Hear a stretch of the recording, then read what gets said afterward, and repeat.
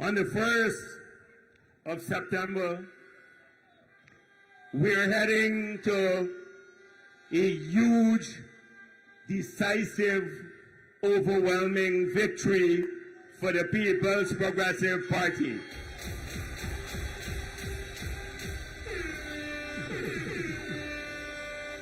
And that victory will be only possible because of your support. The people who have stood by this party through the years and who have more recently joined our party. You have seen us through the difficult times. You have seen us through the good times. And you know that our party will always be on the side of the people. That we'd always work day and night to ensure that your concerns become our policies. And so, as we head to the 1st of September, there are many issues on your mind. Most of you are convinced that the party has done well in the past 5 years, that we have kept our promises, and that we have kept faith with the people. Most of you are aware of what the plans for the next 5 years are, how those plans will change your lives, your community, and your country. Many of you have heard about cash grants, increase in pensions, increase in money for the children, getting help to build a home or to purchase a piece of land or to improve your home. Many of you heard about your communities, better streets, better drainage, lights, security cameras, picking up the garbage. Many of you heard about more jobs, better paying jobs, better transportation, better health care, better education. All of these are things that you have heard of and you know will be accomplished in the next 5 years. Because your party, when it promises something, delivers on those promises. That's what we are.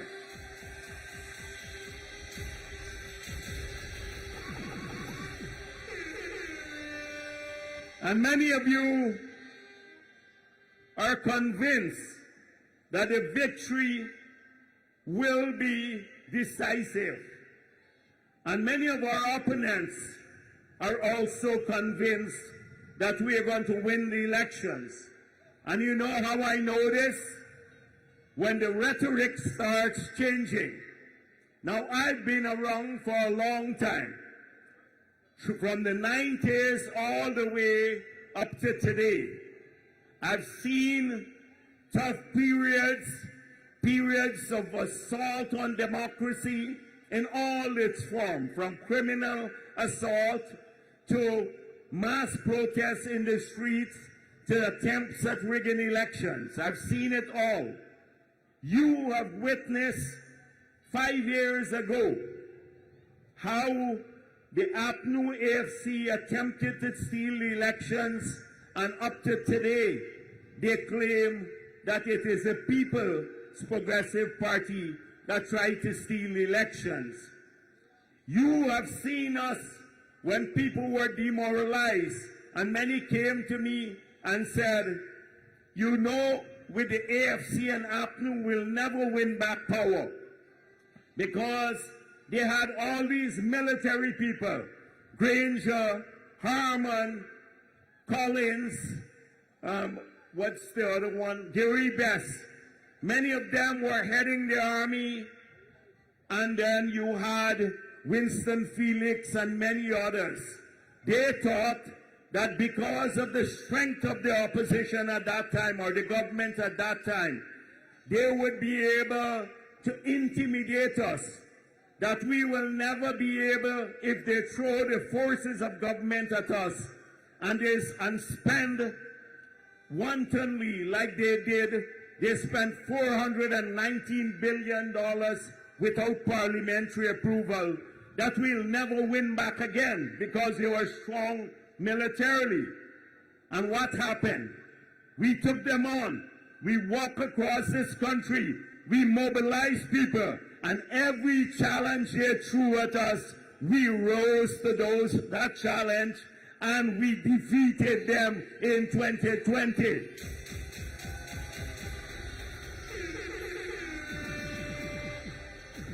And now, again, when defeat is staring the APNU and win in the face, these two Kangalans that they have, Norton and Azruddin Mohammed, have changed their language now. Norton said, if I don't win, and if the elections are rigged, there'll be trouble in Guyana. And Azruddin Mohammed, in his delusional, mentally ill state, says, I did a poll, and my poll showed that I'm winning the presidency. I've already won in Region 1, 7, 8, and 9. We're going to beat them in all those regions. And the PPP is planning to rig in 6, in 2, 3, 4, 5, and 6. And there'll be trouble in Guyana. And then his spokesperson, Doggy, said that they're going to release all the prisoners. Now, he has adopted the language of the PNC, the old language of the PNC, APNU. But if we dealt with Granger and his cabal, we can deal with these two Kangalans any day. Any day.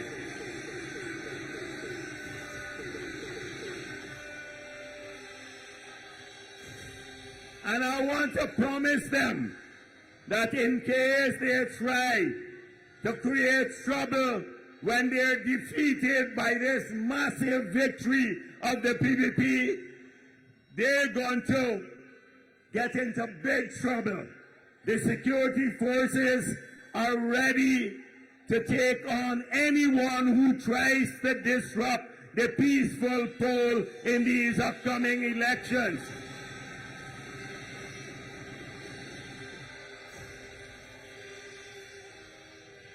And if Doggy doesn't want to become a puppy, he might as well be careful about what's going to happen. The rhetoric and all of this stuff. They're threatening the whole country because they see the crowds right across Guyana. You have to be mentally ill to say you're winning in Region 6 when you got a rally with 200 persons and the PPP had 25,000 there. You have to be mentally ill if you go to Parfait Harmony and fetch some people and get 300 people there and see this massive rally here in Region 3 and think you're winning too. You have to be mentally ill if you fetch people to Underneming and you get 300 people there again and see the massive rally at Anna Regina that the PPP had and then think you're winning again.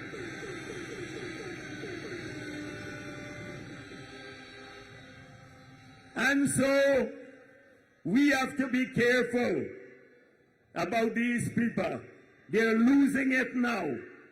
The next thing today I want to talk to is all the people who are at home. Everyone has a stake in these elections.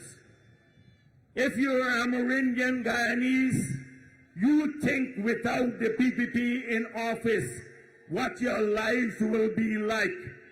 You had a taste of it between 2015 and 2020 when APNU stopped the land titling program, fired 2,000 Amerindians, stopped any development in those communities. You saw it. You can see it, the acts of discrimination. When in Parliament they said that if Amerindian got more land, they would never be able to benefit from our resources.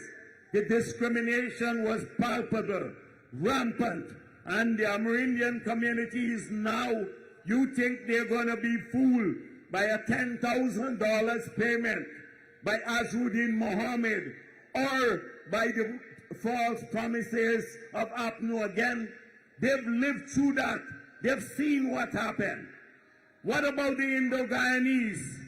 You saw the acts of discrimination in the public service. Many people were fired wantonly, removed from the public service. The rice farmers and the sugar workers felt the brunt of the attack. All the promises that made to them were never kept because they never cared about anyone. What about Afro-Guyanese who are coming to the PPP in large numbers? And I want to welcome the Afro-Guyanese who are coming because they have seen the light. They have seen that this party works for everyone. Right across Guyana, Afro-Guyanese have sat in their homes and they realize that they're only a vote bank for APNU. They never cared about the young black child or anyone in that community. They talk the rhetoric, but never live the talk. Look at Linden. Linden voted overwhelmingly for APNU and suffered the most serious sorts of discrimination under APNU rule. No house lot, no jobs, no development. You think the people of Linden would be fooled against? They saw APNU in office. They saw the promises to the young people of every race, more jobs, but nothing was delivered to them. They saw the promises to mothers and to pensioners. Nothing was delivered to them. So every group of Guyanese, regardless of if you're Indo-Guyanese, Afro-Guyanese, or Amerindian or mixed people, you have a home in the policies of the People's Progressive Party. And that is why, nationally, this party has grown. You can trust this party to work everywhere. Everywhere. If you're a miner, you think you could trust APNU? They would increase the tributaries tax. They increase the royalty rate. They put VAT on machinery and equipment. Nearly killed the mining sector, although the miners voted overwhelmingly for them in 2015. Who in their right mind, which miner in his right mind would vote for them again? You're voting for self-destruction. So every group of Guyanese, young people, what do they offer you? APNU offers you more. All they talk about is extrajudicial killing and racism. When we talk to young people, we're saying education. We'll pay for your scholarship. We'll pay for your exam. We will give you unlimited amount of scholarships in the next term. Your children will get more grants. We want everyone to study. We want you to own a home. You get a plot of land, we'll help you to build. We want you to acquire things as young people. We want you to have recreational facilities in your villages so you can live a fulfilling life. That's what we're talking about. That's our plan for youth development. For them, it's nothing. It's only racism. And then Azruddin Mohammed offers them $50,000 to wear a T-shirt, and they get beaten up when they go to collect the money. Beyond the $50,000, what does he offer? Nothing. Absolutely nothing. And so the choices are clear. On the 1st of September, people, the only reason that these parties got so far on the ballot is because we have a complicit media. Imagine if you had a proper media in this country, like the Starbuck News and all of them, they just cover up all the transgressions of the other side.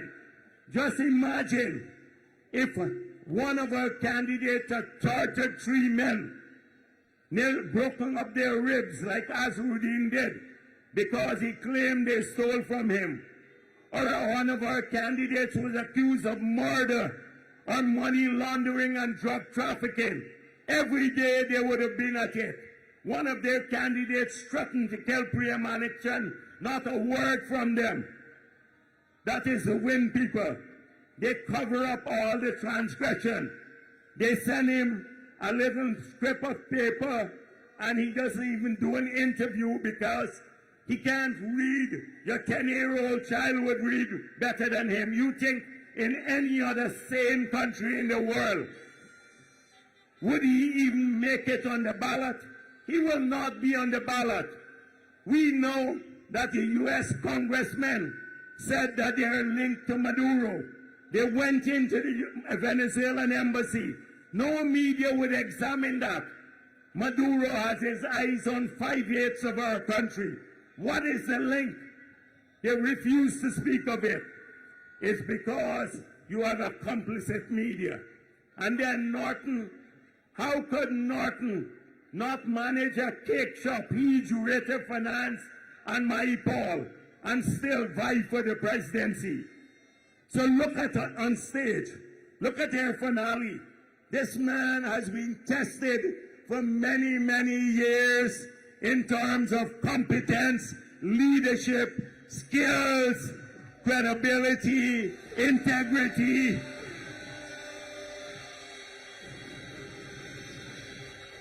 That's the leadership that we want for the country. That's the leadership we want. And by his side is Mark Phillips, head of an army, people of substance. And then they have all of us behind them, a whole team of us to back them up. Azruddin Mohammed has Fatah, Doggy, and a couple of other people behind him. Mad Max. And Norton, well, I don't know who he has behind him. So, would you risk putting your children's future in their hands? Would you risk putting your own future in their hands? That is what's at stake. Whether you support the PPP or not, when you're in your home and you listen to us tonight, think about it. Think about it. On the 2nd of September, you don't want to regret anything.